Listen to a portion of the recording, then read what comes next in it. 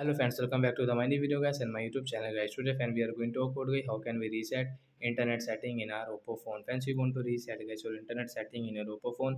So how can you reset? Today I will show you in this video guys. So before starting video friend, first of all go and subscribe the channel guys, click the bell icon and like the video. So friends, now let's see guys how can we reset internet setting in our Oppo phone. So first of all guys you will have to on guys your phone setting.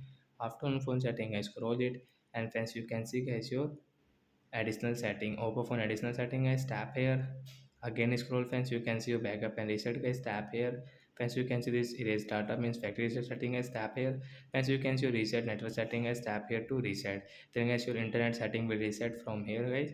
You can reset from your internet setting has completed. So guys now you can use guys your internet setting. So like that guys we can reset Oppo phone internet setting. So that's it guys, thanks for watching the video guys. We will meet on next video with new topic. Before going guys, please comment, like the video, subscribe the channel. Bye bye friends.